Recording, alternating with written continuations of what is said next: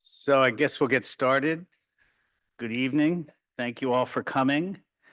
My name is John Torpy, and I'm director of the Ralph Bunche Institute for International Studies and of the European Union Studies Center here at the Graduate Center of the City University of New York. Welcome to the first installment of our three-part series on Weimar and Us, Lessons for Today from Interwar Germany. Given the frequency with which the comparison is made, we thought it might be illuminating to examine possible similarities as well as differences between our own situation and that of Weimar Germany, which famously had a brief but storied life between 1918 and 1933, but vanished as the Nazis came to power in that year. Remember, let me remind you that there are two more events like this coming in the next 3 weeks, a week from now, on Wednesday night, in fact, in this building, although not in this room.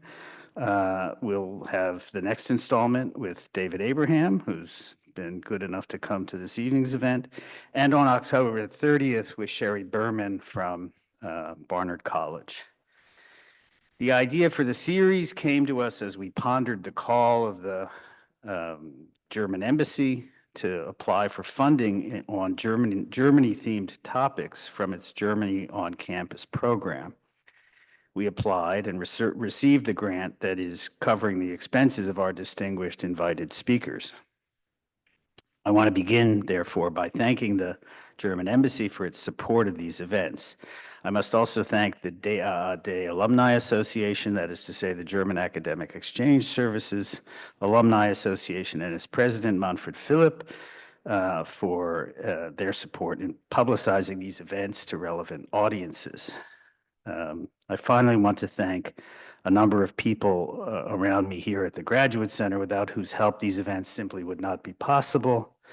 They are at the EU Studies Center and the Ralph Bunche Institute, Eli Karetny, our administrative director, who does battle with the bureaucracy, bless his heart, Lukasz Szelminski, who's the associate director of the EU Studies Center, and Juan Acevedo, who solves all sorts of problems, I don't know how, while doing his doctoral research and speaking perfect Chinese, which and while he's studying, he's a Colombian by origin, native speaker of Spanish, doing his doctoral research in English, and a lot of it's about China.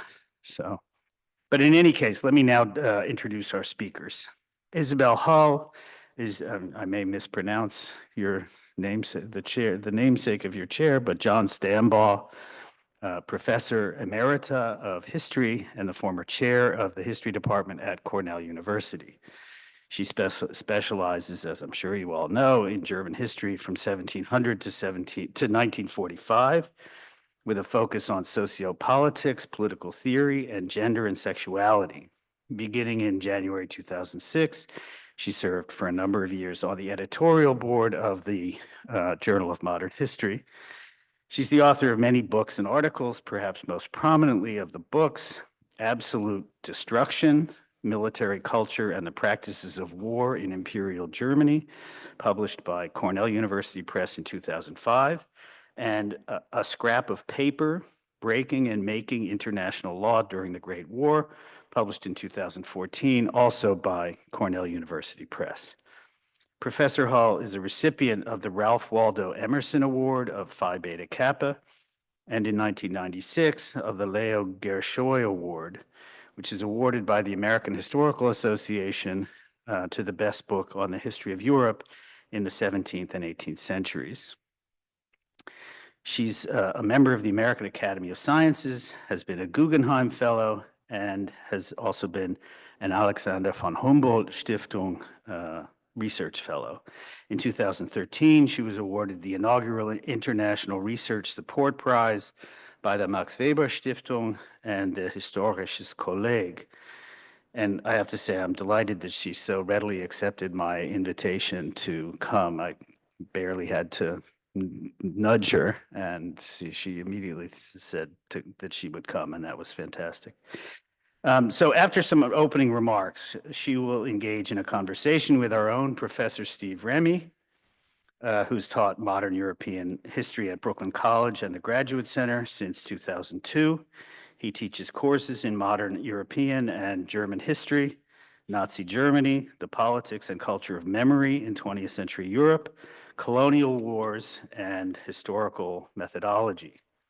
Professor Remy is author of a number of books, including The Heidelberg Myth, The Nazification and Denazification of a German University, published by Harvard University Press in 2003, and which examined the responses of scholars to National Socialism, and The Malmedy Massacre, the war crimes trial controversy in 2017, also by Harvard. That book deals with debates over war crimes trials in the US and Germany. His most recent book is War Crimes, Law, Politics, and Armed Conflict in the Modern World, published in 2023 by Taylor and Francis. And we're, again, very pleased that he was able to join us for this conversation. I really appreciate you doing this, Steve. So I now turn the floor over to Professors Hull and Remy. Thank you for joining us, and please come back for the next two events on the 16th, a week from tonight, and Wednesday, October 30th. Thank you all for coming.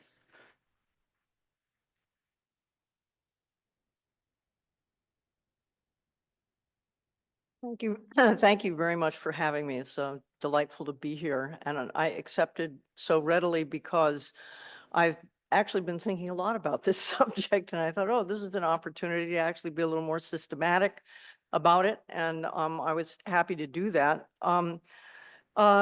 As you all, I'm sure, know, valid historical comparisons are based, function if the greatest number of similarities exist between the two things that you're comparing. And that permits you to hold things constant, and that permits you therefore to have a much more acute analysis of what the differences are.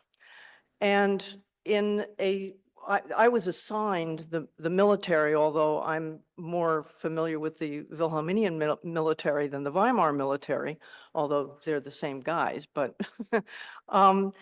and in the problem with this, as I'll explain, is that the comparison concerning at least two major questions that obviously come to mind don't work very well because the dissimilarities are much greater than the similarities. And these two things are the question of political violence and the role of the military and paramilitary groups in fomenting them or quashing them. The second point is the issue of coup d'etat, actually taking over by force or stopping a takeover by force. And in both of those things, I think that the differences far outweigh the similarities. Which would focus, in my view, our attention on Gleichschaltung, on coordination or the consolidation of power once it was achieved in whatever way it might have been achieved. Nevertheless, I think that comparisons, even when they're not perfect, are really useful because they focus your attention on things, they raise really interesting questions, and even when you discover that they don't work, it might relieve you enough to look at where they do, which is kind of what I hope might happen tonight. So those are the three things that I'll actually be focusing on. And I had not knowing who would show up tonight, I thought, well, I would better ask the audience if you need a primer on the fall of the Weimar Republic. And I'm looking out at all these Germanists and I think, no, they certainly don't need that. But if there is anybody, does everybody feel fit in Weimar history? Yeah, pretty much. So let me just say this.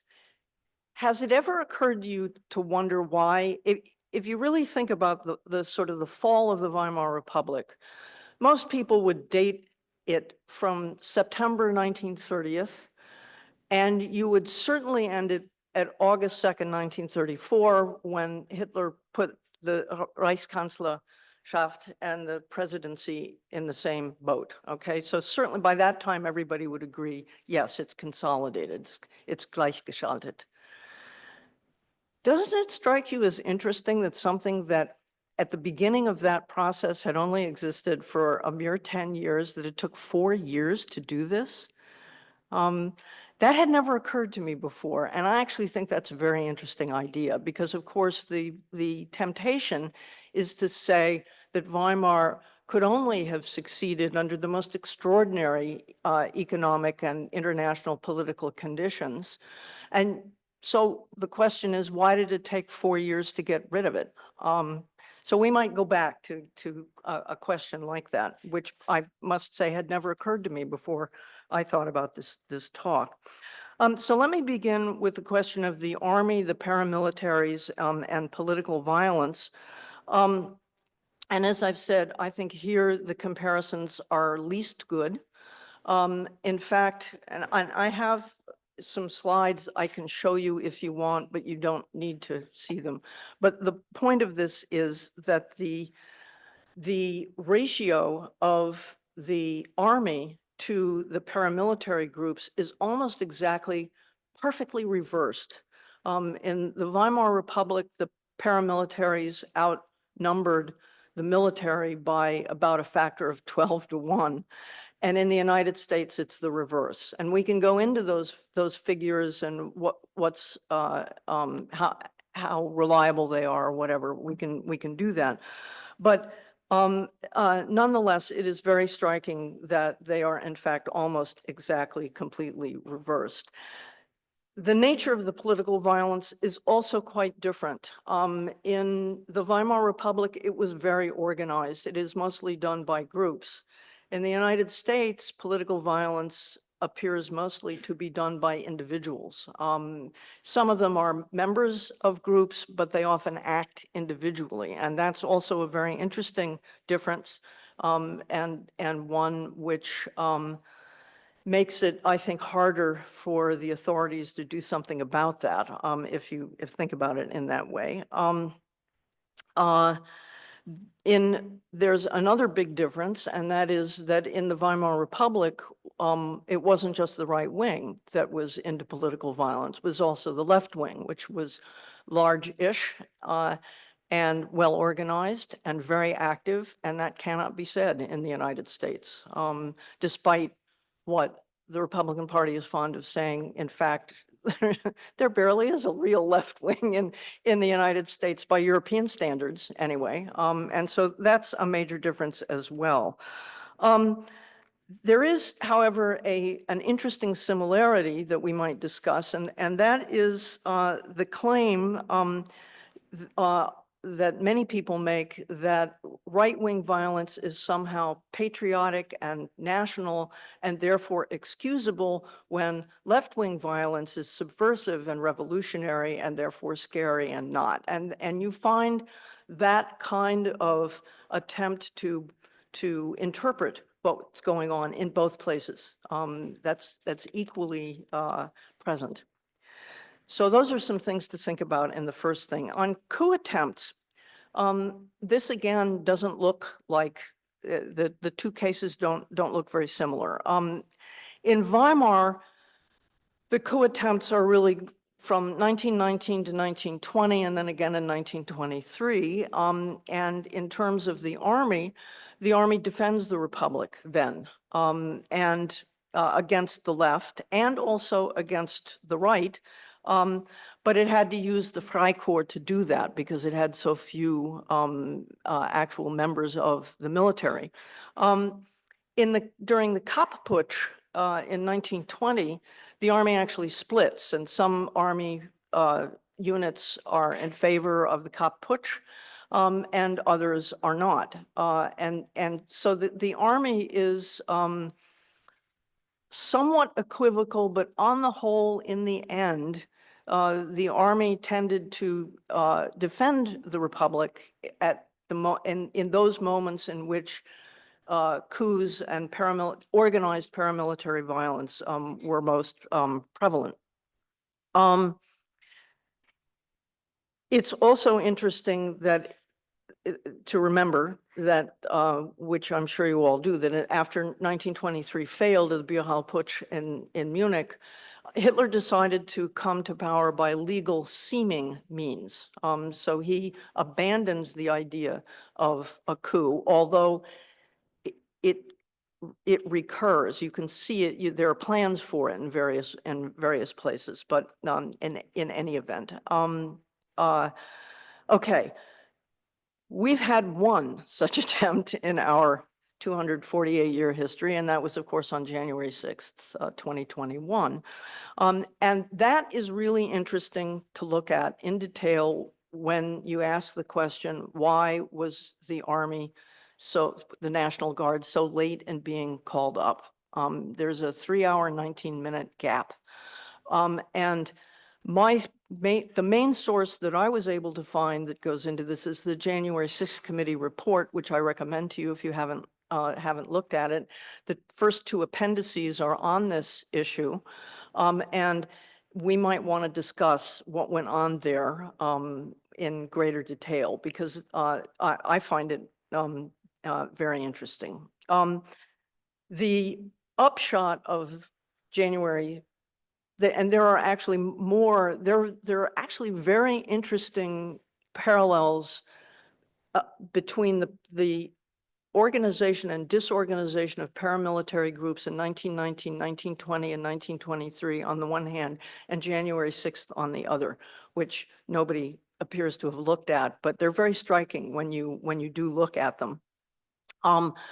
But the failure of that, I think we should probably imagine that the folks, the paramilitary guys, are going to do something different the next time and in different places. So we could talk about that. The third thing where I've indicated that I think that we really, that's a much more interesting comparison is Gleichschaltung, the coordination or consolidation of power. And that would, of course, happen in our case if Trump were elected. And then the question is, what happens then? And what does that look like? And there are really 2 methods that in the Weimar Republic occurred simultaneously and in oscillation with one another. And one was the legal seeming stuff. And the other was state-sanctioned or state-sponsored or state-permitted violence, political violence against opponents. And let me just sketch this out, because this might not be actually in the forefront of your minds, despite all of your prodigious knowledge about the Weimar Republic. Under the legal seeming things, the Reichstag fire decree ended civil rights. It outlawed the Communist Party, and leaders and others were immediately arrested. It restricted certain freedoms that the socialists enjoyed. It expanded the death penalty from any thing that was punished by life imprisonment could now be subject to the death penalty. And it's part of this effort to, or it echoes the effort to consolidate power at the top at the expense of other sources of power, and that, of course, destroys separation of powers and therefore destroys democracy, since that's one of 3 main things I think that are important in the definition of democracy.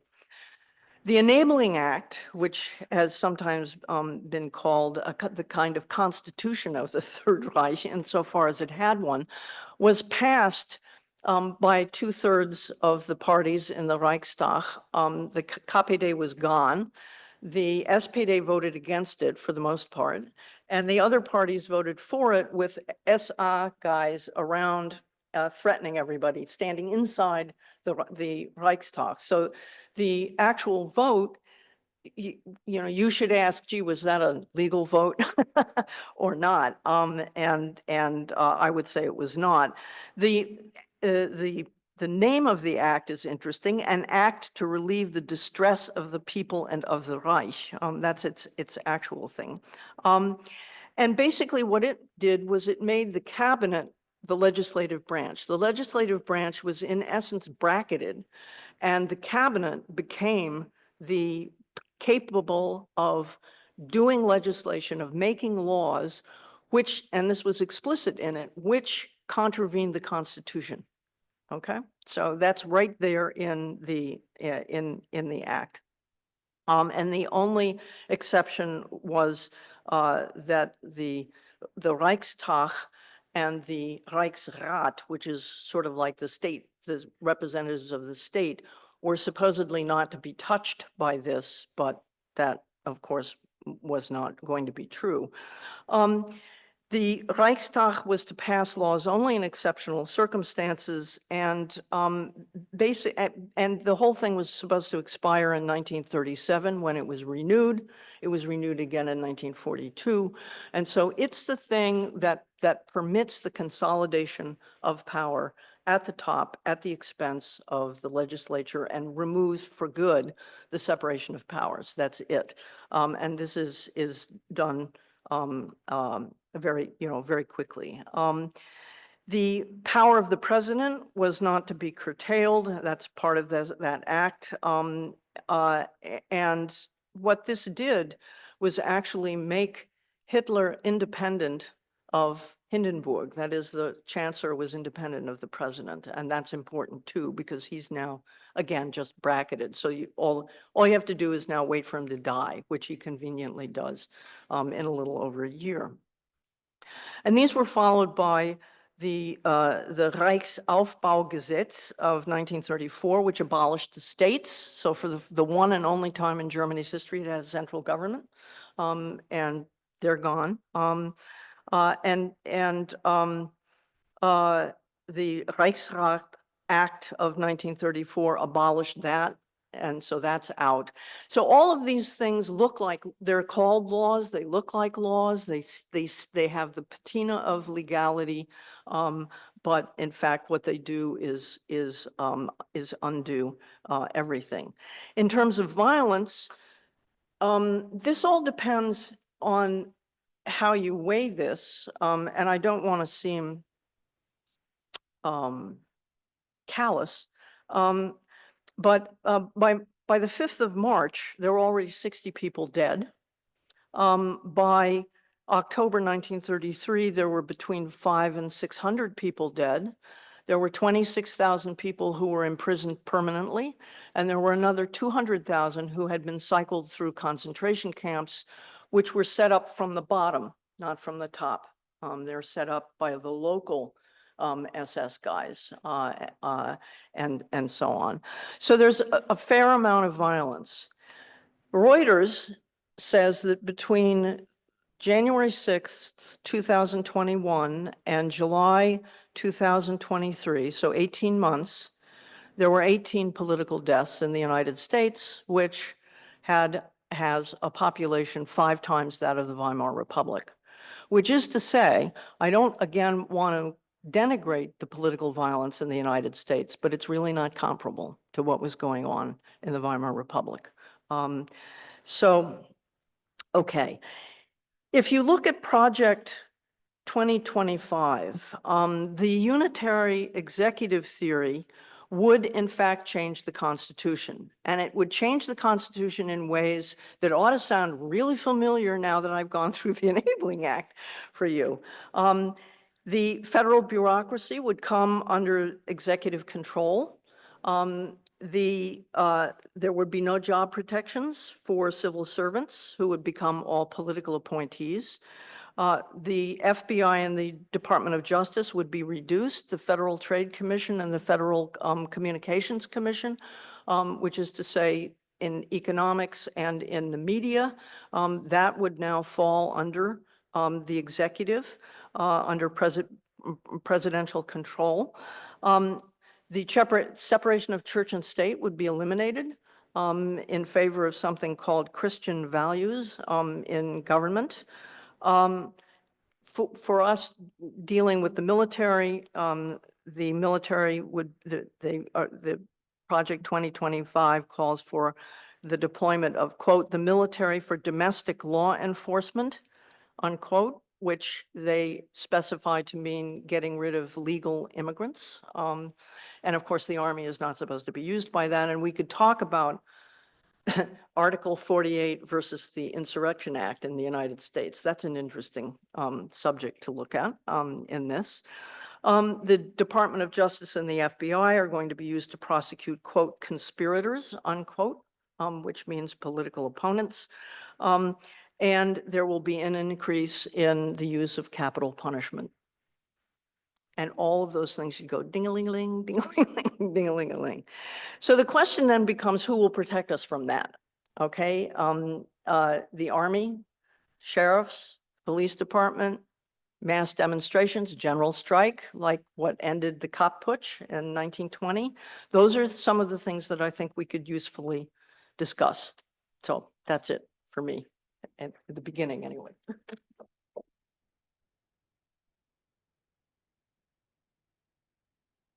Thank you, Professor Hull. That's a lot to think about. Is this too loud? Seem like I'm shouting? Okay. There are a whole number of things going through my head right now. I maybe could start with your impressions on some of the bigger picture here about comparisons. I mean, for a long time, as you know, and I think probably everybody here knows, that the Weimar Republic was treated by historians as really not much more than a precursor to the Nazi period. It was all going in that direction, and so treated as this tragedy. And then the big turn takes place, and it's treated as history and on its own terms historically. Do you think that we're in some ways going back when it comes to these comparisons to a version of the older model, this kind of teleological, this is direction we're going in? Your comments actually made me think that no, we're not. This is a much more we're at a much more sophisticated place in terms of our abilities to think about the similarities and the major differences in different contexts.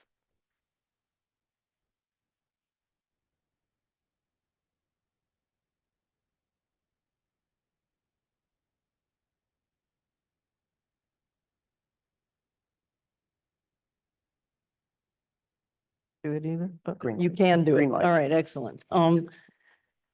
Yeah, although I was brought up a Calvinist, I don't believe in predetermination.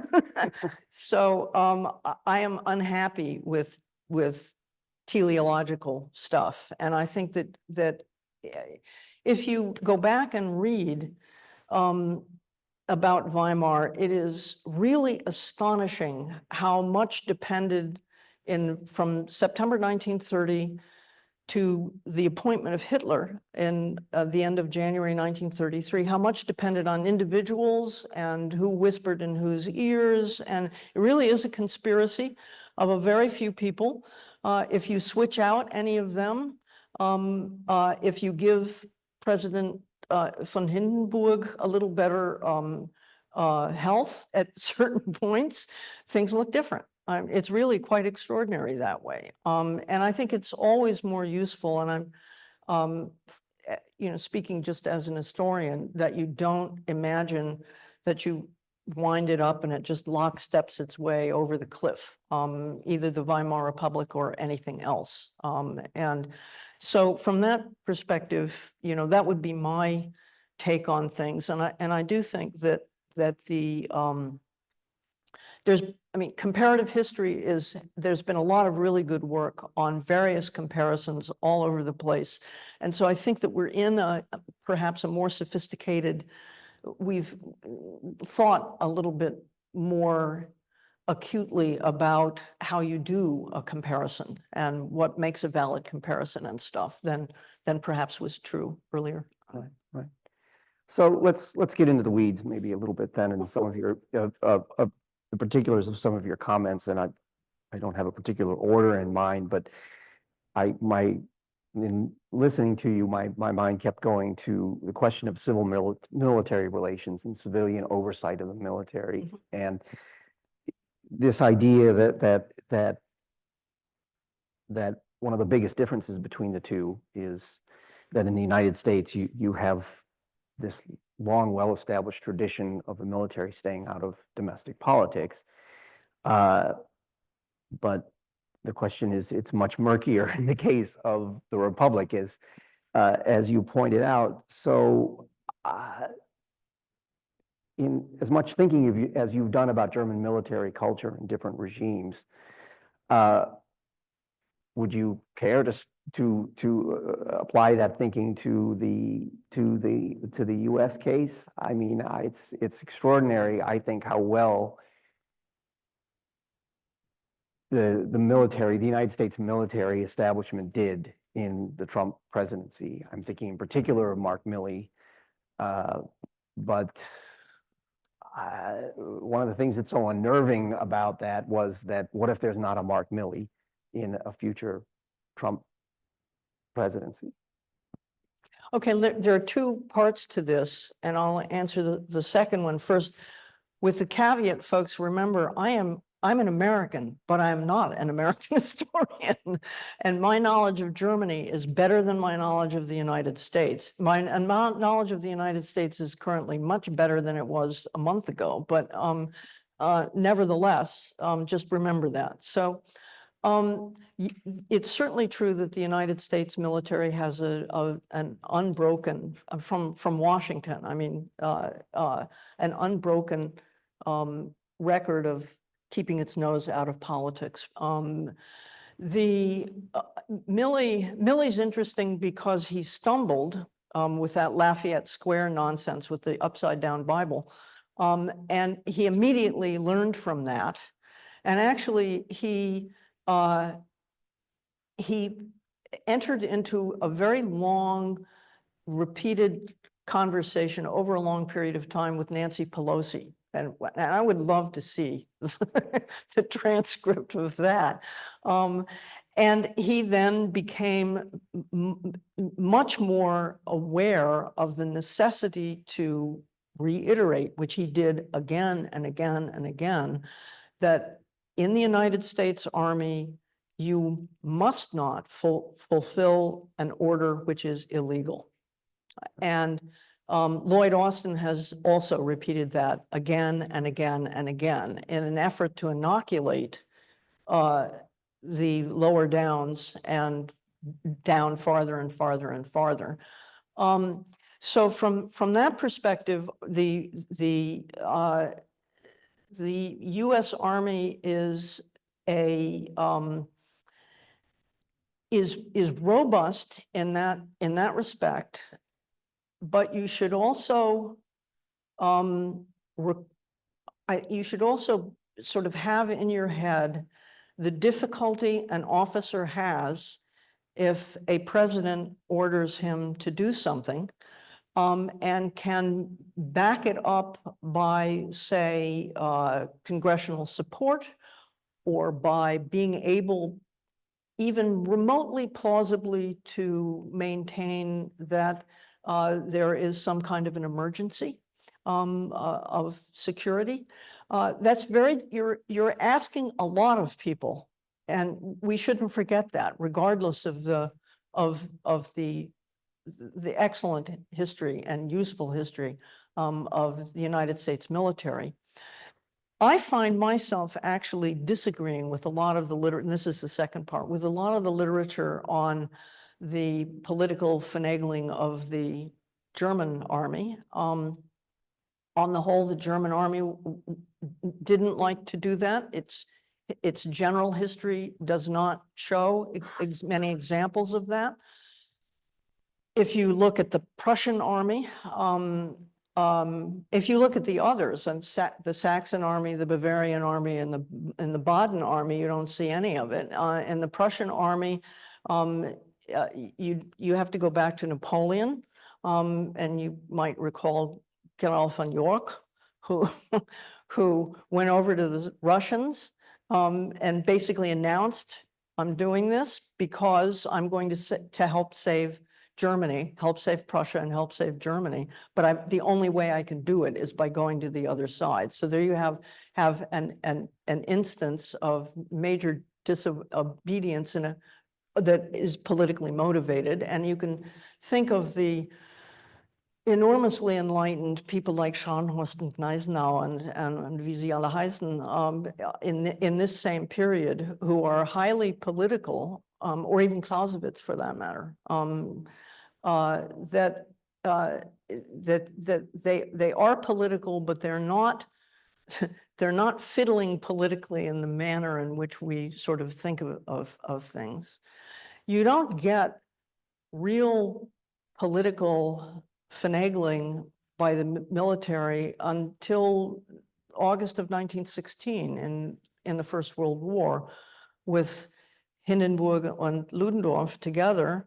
And even that is pretty namby-pamby, in my view, or ineffective or amateurish, and off again, on again, Flanagan. And when you get into the Weimar period, both von Seeckt and Gröner were passionately in favor of keeping the army out of politics. And actually, anticipating your question, I have a quotation from this. Here's Gröner's response to the to Hitler's attempt after 1929 to woo the army and its soldiers. It is the sacred task of the Wehrmacht to prevent social conflict and civil war. It has no other interest and no other task than service to the state. And therefore it must avoid completely any kind of sort of marriage with a party. And Seeckt said virtually the same thing. And there are nuances and things that rightly you can talk about and wonder about, especially in the case of Seeckt, and much less so in the case of Gröner, who was his successor, and who was then thrown out in 1932.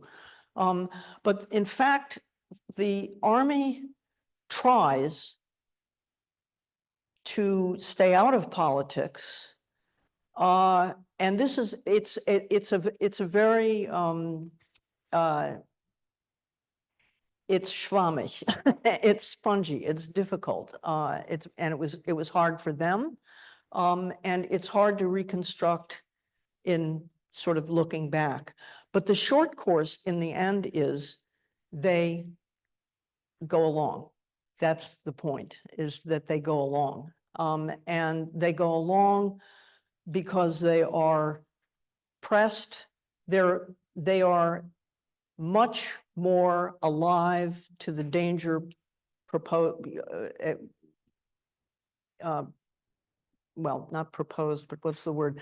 The danger that exists from the KPD. And so they're happy to crush those guys. They're clearly less happy about crushing the Nazis. They're also less sure they can actually do it successfully, which is, you have to bear that in mind as well.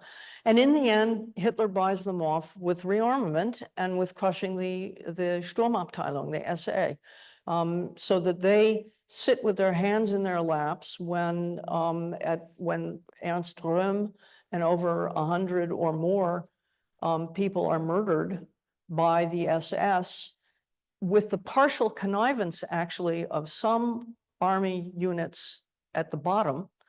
And those murders included the murders of two generals, Kurt von Schleicher and Gerd von Bredow. So they actually signed off on that. And the quid pro quo was getting rid of the SA, which was understood to be a rival, correctly, of the army on the one hand and rearmament on the other.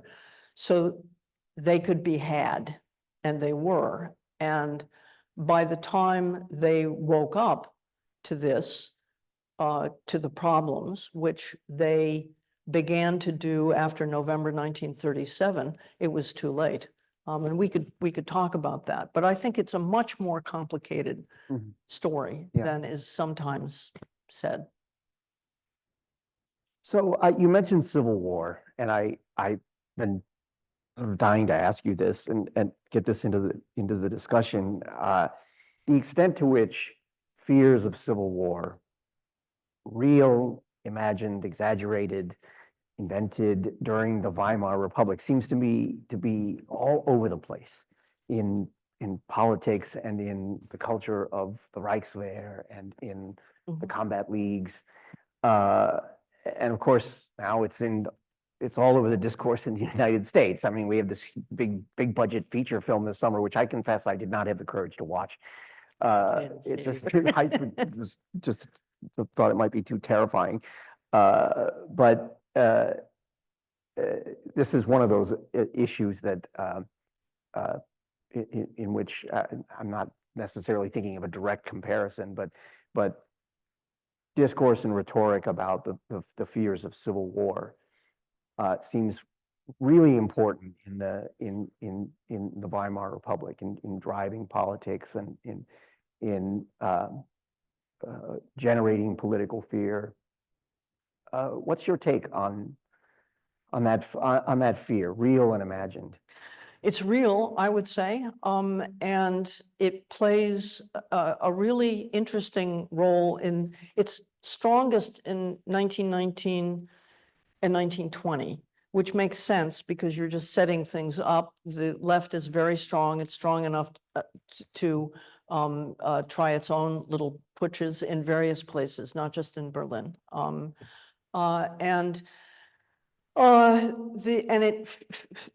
army is faced with the problem that it is reduced to 100,000. Maybe I could show you, just so you see it. It's really oh, and here I'm gonna screw this up, I'm sure. What is it that I'm supposed to punch here? If I do this, will that work? No, damn it. I've forgotten what thing I am supposed to do to get this on, because it's really very striking. Oh, that one over there. Okay, great. So let me go down this way. Forget the elections. There. The army is the very bottom-most thing here. And all of the paramilitary groups are stacked on top. And you can see why, if you were a military man, you would hesitate to want to provoke a civil war, to go in and actually try to end something, simply because you didn't have enough guys. There are over 1 million guys who are ranged potentially against you, or who can, depending on what it is. Here, there's another way to look at this, like this, that the army is the red, it stays at 100,000, and you can see the change over time. But the point of the Stahlhelm is the right-wing veterans organization. The Jungdeutscher Orden is another one of those. The SA is the Nazis. So this just shows you the right-wing ones. But the interesting thing about Civil War was that the army was equally alive to the idea that you could have a civil war coming from the right, not just from the left. Their preference was to knock out the guys on the left and then do something, and they're not quite sure what, with the right. And in the end, Hitler solves that for them by the Night of the Long Knives at the end of June 1934, and basically getting rid of the SA. But the really interesting thing that happens is that in rearmament, you have to get people from someplace, right? If you're going to rearm and expand the military. And what they actually managed to do is to suck in all of these people anyway into the army, and they in fact are this narrow little formerly Wilhelminian officer corps, which is more sort of conservative, is actually swamped by lower ranking soldiers and lower ranking officers, NCOs and soldiers who are profoundly right wing. And they actually, it can, I think, be correctly argued, lose control of the army that way. So it's very complicated. And there's, I guess, one other really interesting thing to think about that people have argued. In July 1932, the von Papen government overthrew the Prussian government. And they did that because that was the last pro-Republican, run by the Social Democratic Party government. It's 3/5 of Germany, and it has 50,000 policemen who are, yeah. And so if you add 50,000 is 1/2 the strength of the army, okay? So the army would like to have those guys. And what happens with them, with the Prussian police, is they're purged at the top. And so the pro-Republican socialist police chiefs all over the place, and those guys are instantly thrown out, and they're replaced by right-wing toadies.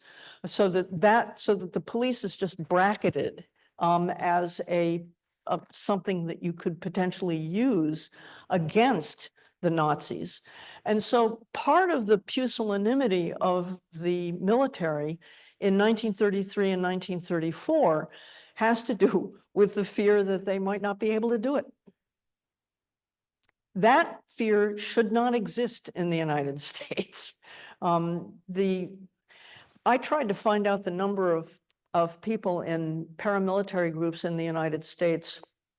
And first of all, the numbers of them, of the groups themselves, have fallen from a little over 300 to now it's something like 52, which could, however, indicate consolidation and not vociferation. But the actual numbers, most people appear to believe that the numbers, that N is like 20,000. So I doubled that in my own thinking, figuring that it would be better to err on that side than the other side. That's nothing. There are 500,000 active Army members, and that's, and that's not even counting then the Navy and the Air Force. I mean, it's just not comparable. So that, from the standpoint of a civil war in this kind, I mean, we could talk about that, but it doesn't look the same as in Weimar or in early Nazi Germany. It's just doesn't look the same. So I don't know. Can I press you on that? Sure. On that one. Okay, I get the numbers, but I wonder about the potential for mobilization. I mean, this country is armed to the teeth, right? And there is a lot of very violent rhetoric. I was reading recently about this new apostolic reformation tour that it took place across the country this summer. And if you look into it, the language is, we're going to prepare for war. These are these pastors, these charismatic pastors, the Lance Waldows and the Mario Murillos. I'm on the earth to be armed and dangerous. We have to be ready to act. So look, I know you don't have a crystal ball, and it's not really, in some ways, it's not really fair to ask you to make predictions, but there seems to me to be the great potential for very rapid mobilization, especially given the kinds of communications technology we have now and the number of weapons sloshing around in the country. Does that seem to be an operative difference for you? It's not an operative difference, but it's a very good point. In fact, the social media can, in fact, motivate people real fast. And it's certainly true, we are awash with guns and of a military grade, but of course, so is the Weimar Republic. All that stuff was hidden, and there's a wonderful report from the Inter-Allied Military Control Commission from 1925, which is hair-raising if you read. It's 500 pages of basically weapons caches here and there and every place. So from that perspective, the Weimar Republic was really well armed. And all of these paramilitary guys, or most of them, the overwhelming number of them, had combat experience. I mean, they actually knew what they were doing. But you're certainly right. If the question is, could you mobilize a bunch of people fast? You might be able to do that, but it still would not present the same military problem that the Weimar Reichswehr faced, just in terms of numbers. The historians have thought that maybe one of the possible things that could have saved the Republic was during that 1932 coup in Prussia, if the socialists had actually fought, which certainly the young socialists wanted to do, and a number of people in the Social Democratic Party wanted to do, but the trade unions didn't want to do. And the army had been forced to come in, would that have produced a kind of military dictatorship, which wouldn't have been pretty, but it wouldn't have been the Third Reich. And it would not have started World War II, at least not until the 1950s. And it wouldn't have had the eradication of the Jews on its escutcheon. And it would have been, almost anything would have been better, but it would have been better. And that's one of the counterfactuals that people often sort of think about as a potential. But in fact, what the socialists did, as you know, was they filed a lawsuit. And the court basically, they said a few of the points of the lawsuit were correct, but on the whole, no. And that was that. So, and the courts are another thing we could talk about, although I'm not supposed to. I'm supposed to talk about the military. Well, you mentioned the Jews, and I wanted to bring anti-Semitism into the conversation.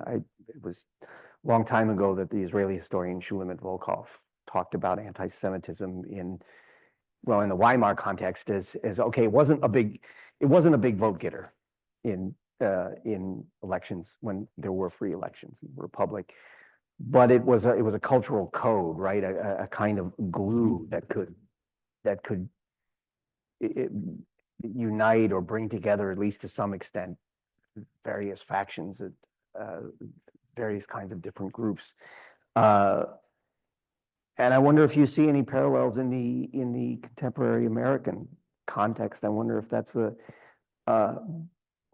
possible point of comparison, or it's one of those that it just seems too different. I mean, there's so much anti-Semitism on the far left. There's anti-Semitism the far right is laced with anti-Semitism, but it's not just the extremes. I mean, we see it in other places also.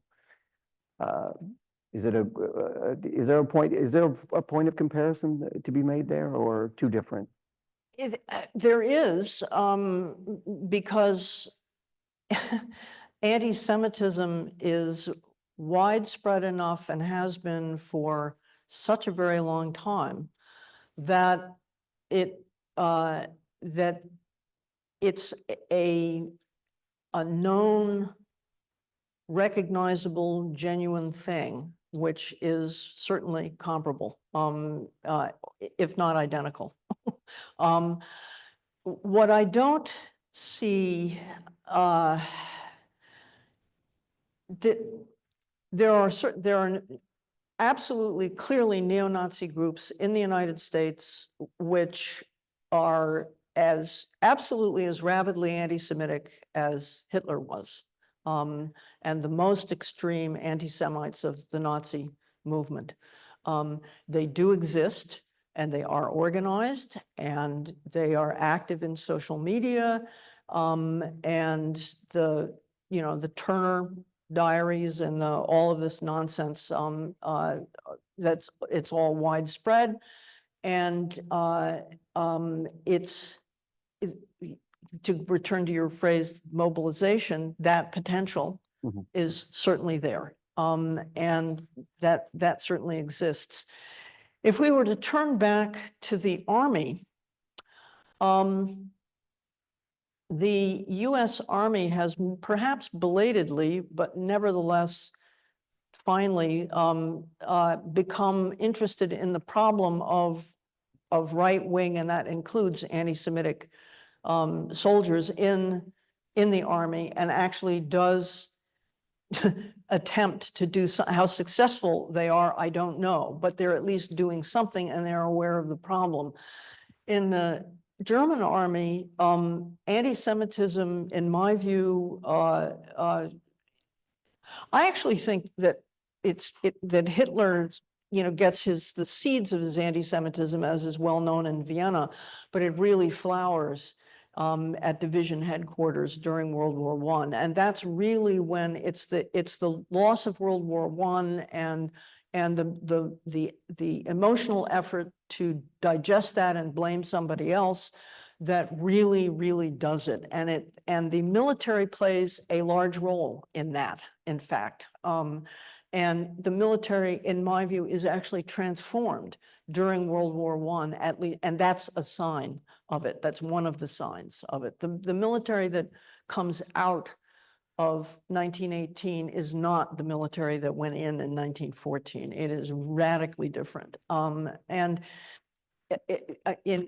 as far as I can tell, and our military is aware of and this goes back to Timothy McVeigh. I mean, that was when it became clear that there is a potential that the Army attracts people who are far right-wing crackpots and who are dangerous. And from that time on, the Army has become somewhat more sensitive to this. Again, if you were to take somebody like Gröner, he did not want the Army to drift. He wanted the Army to be absolutely state-oriented. Yeah. And you all probably know that Hitler, on the whole, in his speeches, while he was pursuing the path of legality, unquote, tended not to talk all that much about the Jews and anti-Semitic stuff, because it didn't play all that well. It didn't get the audience response that he wanted. He never abandoned any of it, but he just simply didn't talk about it that much. And that's one of the sad parts about all of that stuff is it doesn't take. All it takes is for you to sit with your laps in your hands and permit bad things to happen. You don't really have to participate in them to have them occur. And that's what happened in that. So.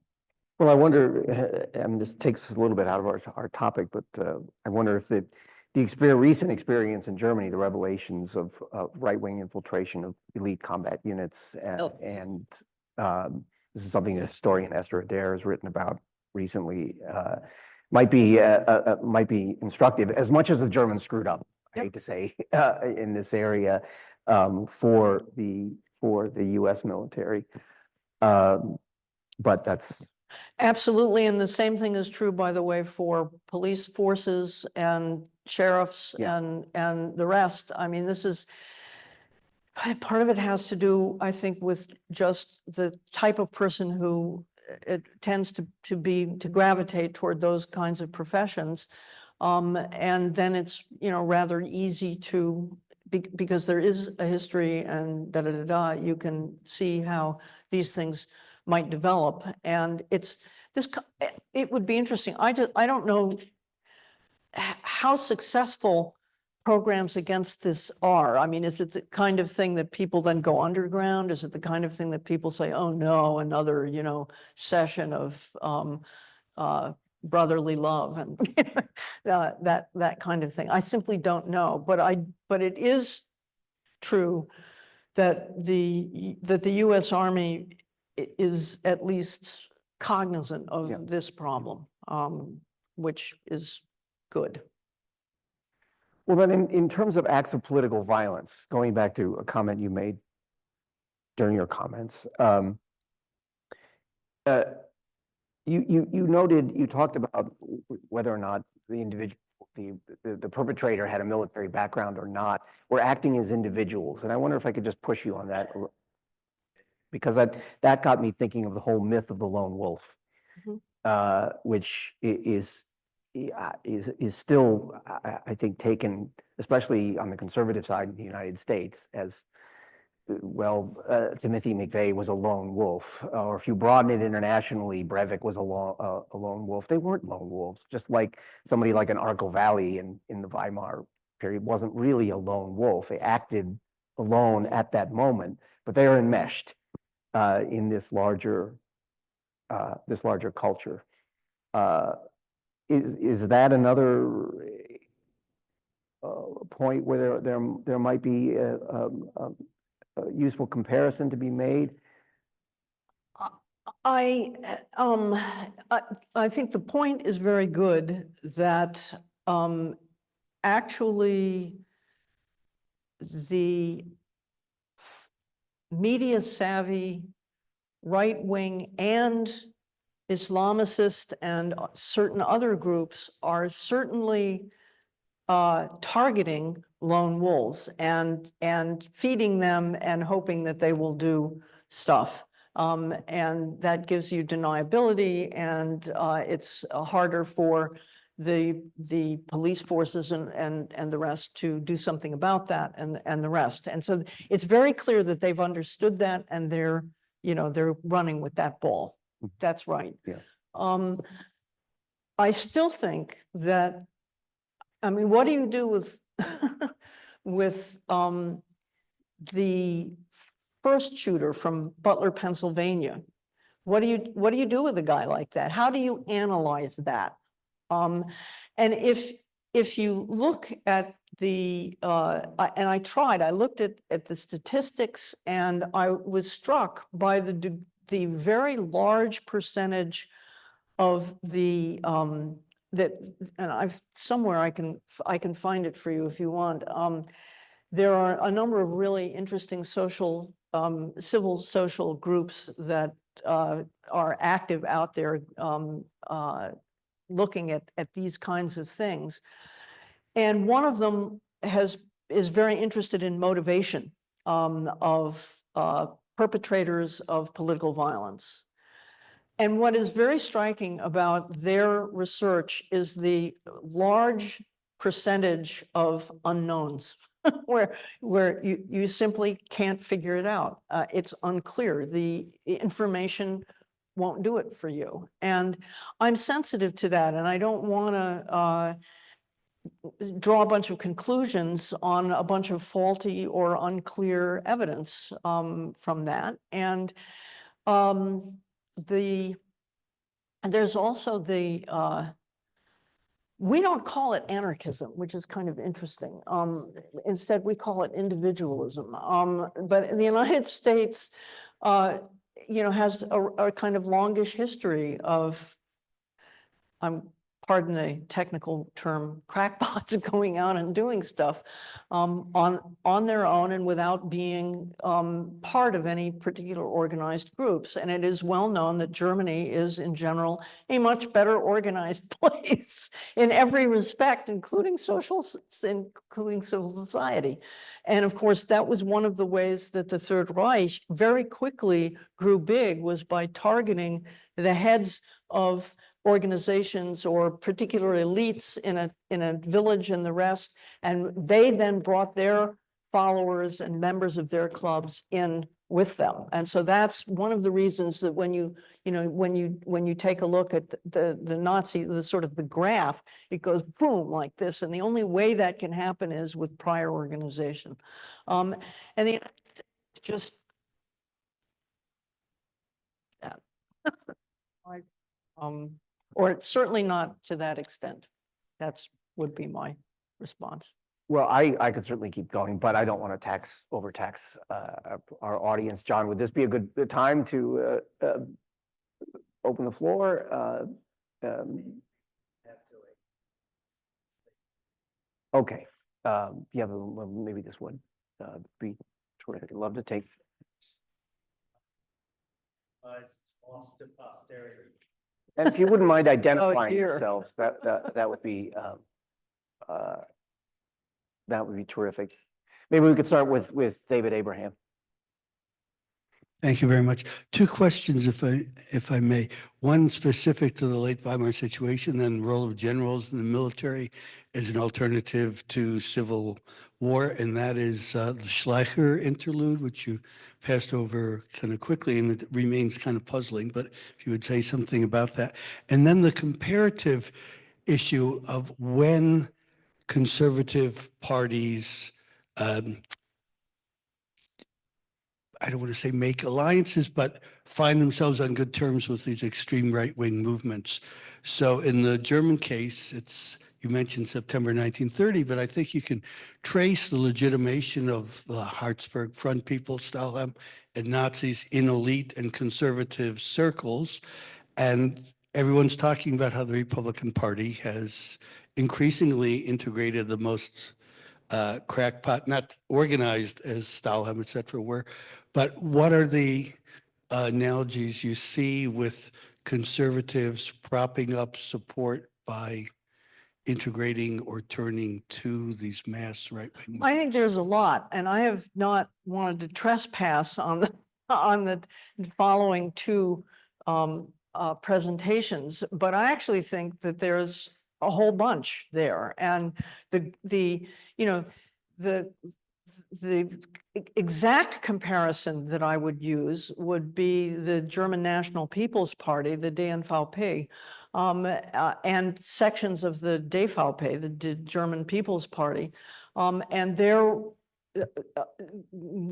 sort of off again, on again flirtations with the Nazis and acceptance of the Nazis, and then the Harzburg Front, and all of that. And you're absolutely right. I think that the Republican Party has thrown its arms around all kinds of groups that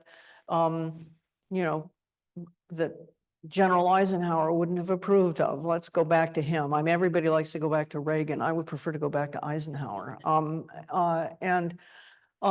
So I agree with that. I think you could do a lot with that. And there's no question that the interesting thing about the Republican Party is that it had to traverse a larger path to get there. The DNVP hardly had to move at all. I mean, it was not in favor of the Republic from the beginning, and the DVP had a larger path to do, but it managed to do that without too much trouble. But the DNVP was opposed to the Republic from the beginning, and it was just, for them, it was really a question of what are you going to substitute for it and how are you going to do it? But boom, that otherwise. And then Hugenberg, the head of that, at the end just sort of poops out and lets Hitler run with the ball, which is also interesting to me. And you know that the parties essentially folded. The KPD was outlawed, but the SPD finally was outlawed. But actually the parties self-dissolve, and that's a really, really interesting process. And that self-dissolution should be something that somebody should look at. That's a really, really interesting comparison with what the Republican Party has done. And there is a long history of this. And it reminds me of the graph that I have somewhere here, but you don't have to see it, where the destruction of the German middle class through the inflation goes like boom, like that, just right off the cliff, right? The American destruction of the middle class, which is to say the bringing of the middle class down to the same level as essentially the working class, goes over 40 years. That ends up very close. The end point on the graph is very, very close, but it took 40 years to get there. And the Republican Party has also step by step actually, I don't think it knew what it was doing. I think it made one step and another. And then moved in the direction that the DNVP was born with, so to speak.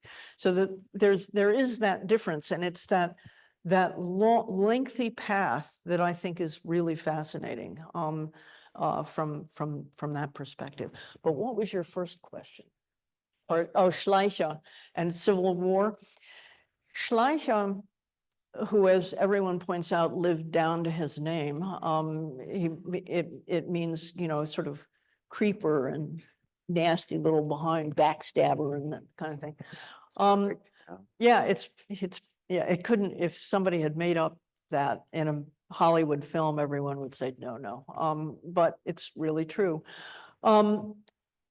His attempt, insofar as I can make sense of it, because in fact, he moves around and he stabs so many people in the back, he just sort of begins to look like a mass murderer and not like a planner. But I think that there was a plan in the beginning, and that plan was to bump off the KPD and then split the Nazi Party and produce a presidial government, which would either stay with a president or and some other people would have liked to have brought the Crown Prince in. And certainly the Crown Prince was part of his circle, or at least was talking to him behind the scenes and stuff like this. What he did not want was a civil war, very clearly. And again, none of the people in the military want a civil war. And I think that truly the main reason for that is that they think that they won't be able to control it or win. And actually, I have to say, I think they were right. Yeah. Esther Adair had a question here. Thank you. Hi, yeah, Esther Adair, NYPD Counterterrorism Bureau. I'm so glad you brought up the example of the Butler PA shooter. Since you mentioned lone offenders right at the beginning of your talk, I've been thinking of him as the main example of this kind of ideologically unaffiliated grievance aggregator, who I can tell you is the #1 politically motivated violent offender, stumping counterterrorism professionals right now. I'm wondering, with that in mind, and given that you also mentioned social media very briefly once or twice, how might you compare the fragility of the Weimar democracy with our own current democratic moment, and keeping in mind also things like the information landscape? Are we currently so fragile and so inundated with information in a way that's comparable or actually extremely different? That's a very good question. The main thing that looks to me the same is the stovepiping of the media, which in both cases was self-done. I mean, people, in the Weimar Republic, the newspapers lined up with parties, and people tended not to read the newspapers from parties that they were not in favor of or members of or whatever. And so the party this kind of stovepiping meant that people were not necessarily aware of all of the things that they should have been aware of, or that would have been good if they had been aware of them, because they were not reported in their newspaper, or their newspapers would give a different gloss on it that would. And there are exceptions to this. By the time you get into 1932, I think the tendency was for papers actually to do a slightly better job at reporting what was going on, because people were really nervous about it, and the rest. But nevertheless, what you do have is really big divisions. in the population, which, you know, sort of from a too easy perspective is, you know, working class, bourgeoisie, Bildungsbürger, Adel, you know, that kind of thing. And when you say working class, really that split should be the organized working class versus that part of the working class that was not organized in the social democratic trade unions. And those people actually were more free floating in politics. But that thing I think is very much the same in terms of the informational landscape that people faced. In terms of being overwhelmed with information or with what I think people in the Weimar Republic at the end felt is what I feel like in the United States, and that is, it's just constant politics. It just drives you crazy, and you just want to get away from it. And so I have, you know, been oscillating between thinking I'm living in 1932 or living in 1939. Neither one was a good year, you know. And I think that the American habit of having actually interminable electioneering is dreadful. I think it wears everybody out. It's exhausting, it's expensive, it's stupid, and you know, it makes me long for a parliamentary system, which they don't do that, and that's smart. But we have what we have, so.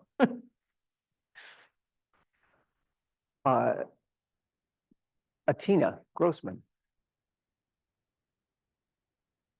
Thank you. Thank you, Itzi. Before you just said that, I was going to say that I wasn't sure whether you were making me feel better or worse, but now I know I feel worse.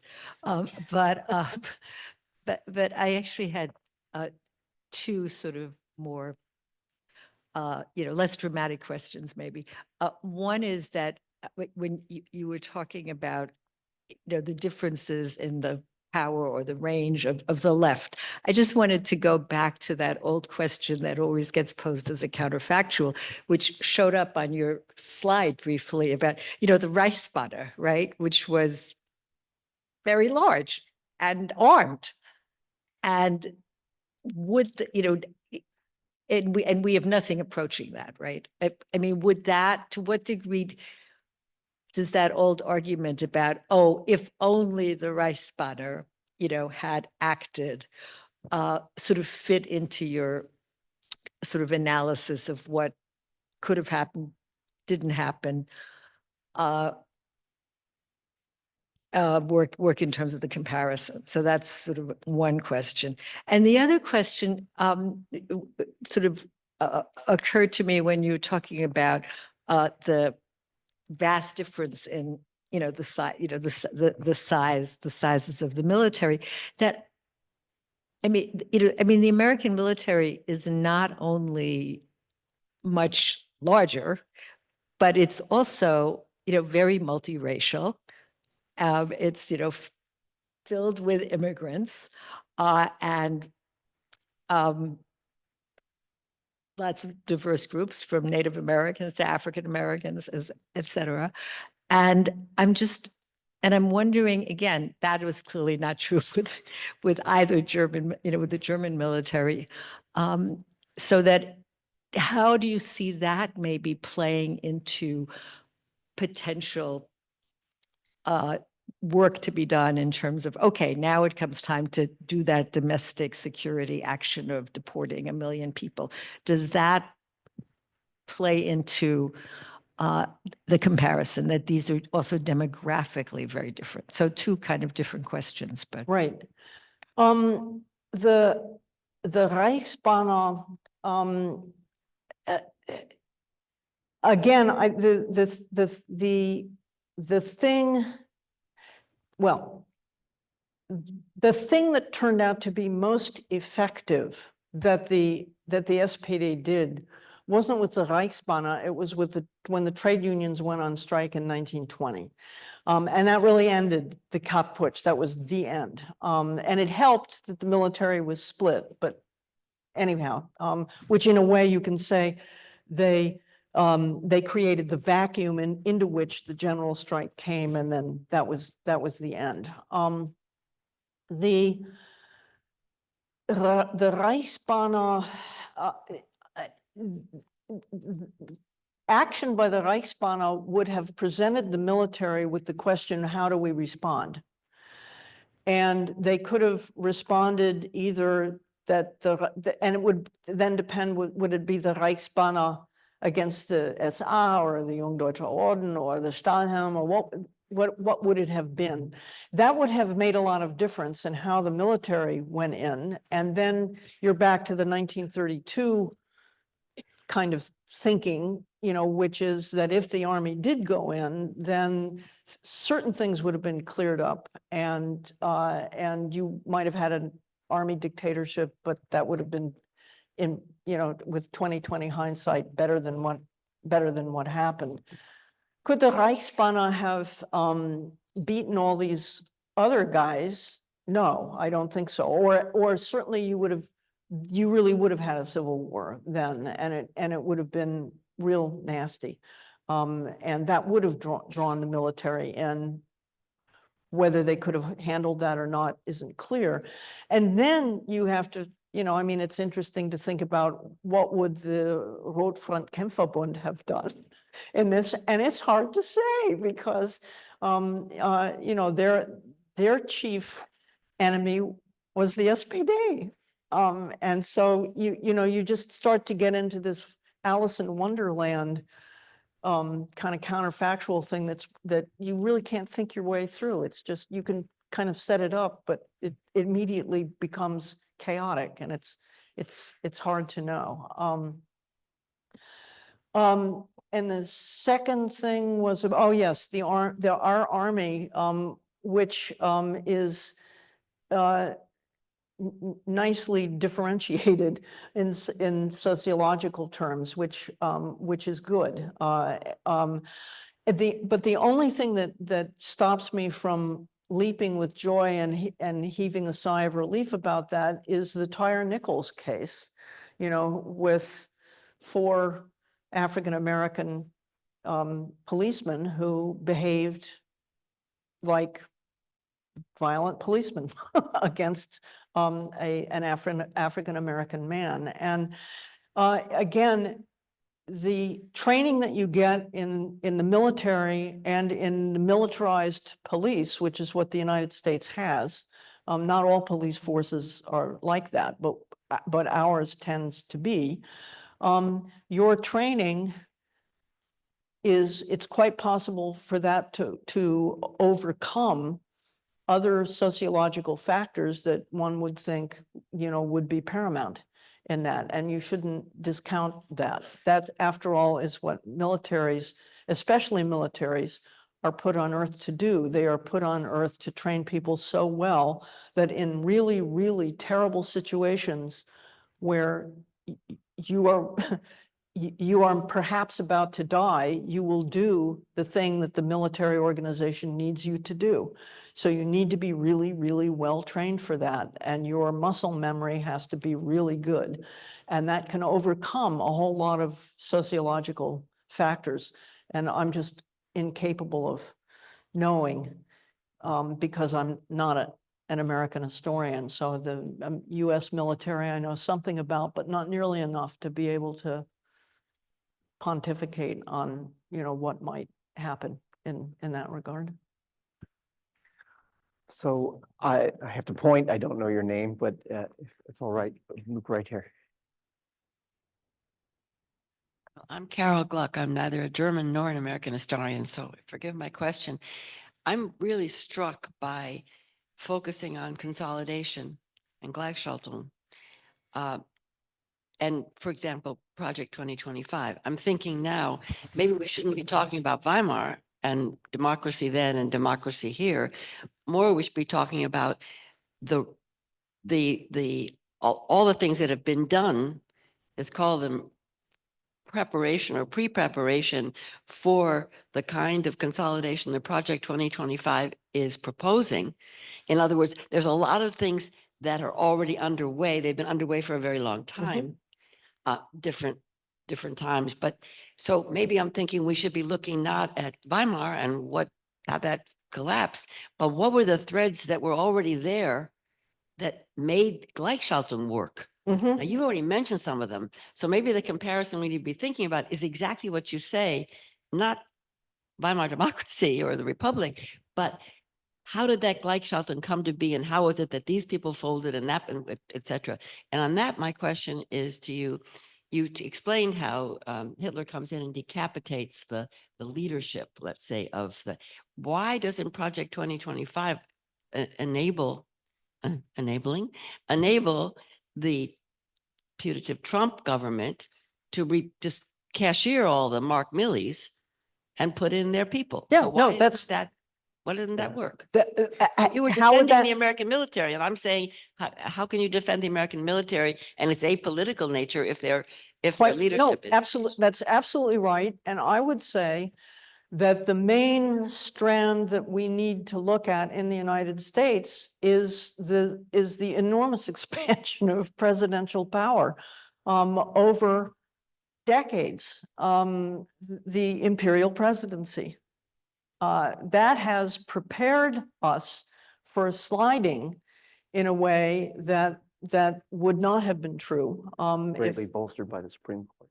and bolstered by the Supreme Court. You know, that's, I quite agree that there's been an enormous preparation for this that has been unconscious. Again, I think it's like one foot in front of the other, and you respond to this problem and you respond this way. So that's part of that. Part of that is the paralysis, in some cases, the self-paralysis of Congress. There is the preparation concerning not just the Supreme Court, but the whole appellate court structure, which begins at a minimum in 1982 with the founding of the Federalist Society, which had set as its goal at that time putting like-minded originalists and whatever else you might call them into positions in the judiciary. And of course, that's exactly what President Trump did in the 4 years in which he was in office.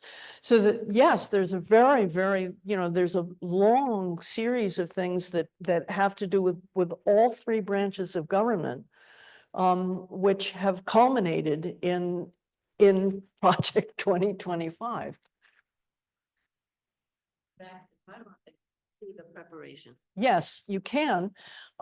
You can, and the place, and again, I'm sorry to step on the toes of the people who are coming after me, that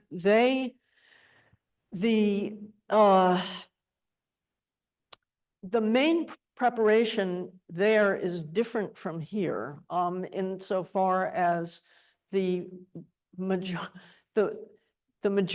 of the parties were already opposed to the Republic and wanted something else. And what exactly it was they wanted could be a presidial kind of thing where with a reduced Reichstag, or a Reichstag that was, as in the imperial period, separated from the government. The government is here, the Reichstag is here. So there is one, and they can talk and they can do stuff, but they don't actually govern in that respect. Or you bring back the Kaiser, but not Wilhelm, but the Crown Prince or whatever. And so they have a series of different alternatives.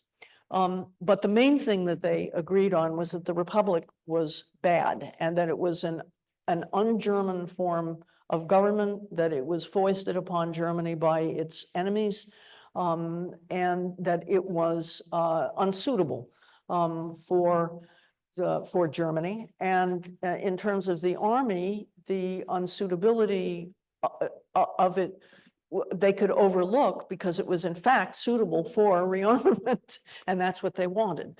And that's in fact what there was a significant amount of rearmament under the Weimar Republic. Part of it done in the Soviet Union and part of it surreptitiously in Germany. So that those so if you rephrase the question, you ask, why is it that people were permitted themselves to put up with the violence and the and the consolidation and the murders and this and that and the other? They had things to gain. They had things to fear. The overlap between the first part of the Nazi program and what these people wanted was pretty good. And their imaginations appear to have been incapable of grasping that that was just the beginning of the Nazi program and that it was going to go way far off the deep end. And which most Germans were not in favor of. They didn't want a war. They wanted to get it. They wanted to get back the stuff that the Treaty of Versailles had taken away, as it were, for free, without fighting a war for it. And when Hitler embarks on the war, he does that. The general staff is horrified, and so is the population for a while. And then when the war goes well at first, people, are prepared to put up with it. That's, I mean, it's the same business of being prepared to put up with things because of your own self-perception of what it is that you need, what it is that you want, what it is you can afford, all of these nasty little calculations that we all go through. I mean, we all do this. And anyway, that's what I'd say. One more? Can we No, push on sure. you? Yeah, yeah. One more question. Andy Robinbach. Sorry, we couldn't get to anybody, but everybody, but I wonder if it's useful to think about the interaction between planned and unplanned events, because the Reichstag fire, for all the good that it did Hitler, was probably unplanned. And that strikes me as important because you need a precipitating event, and that can't be predicted. The other thing is about the Reichstag fire. The trial of the Reichstag defendants, who were all communists, one social democrat, ended in an acquittal for all of them. Only van der Lubbe was convicted. That was unpredicted. Goebbels and Goering spoke at the trial. Yes, and in fact, there is a nice alternate history of, for example, there is a very nice book on a district attorney in Munich who investigated murders in Dachau in the beginning. There is a nice book on Müssingen, which wasn't putting up with any of this stuff in Schwaben. And so there are examples in Germany of folks who did the right thing. And the Nazis dealt with that kind of thing in interesting ways. They didn't just go like that. They went around, they went under, they went over, they waited. There was the Third Reich was a much more malleable, kind of amoeba-like thing that than its caricature. And that was very successful. And especially it was successful in the period before, in the mind of somebody like Hitler, who was really, really radical, until that period before they would actually win, at which point all bets were going to be off. But up until that time, there was a lot of flexibility in the way that the Third Reich went about dealing with dissatisfaction and actually outright rejection and the rest. It's actually interesting. I mean, again, the Third Reich didn't last as long as the Weimar Republic. If you think about that, it's just look at all the stuff that it permanently destroyed in the process. But it was a remarkably flexible, almost it had a kind of a biological quality that it moved and reacted in very nuanced and often.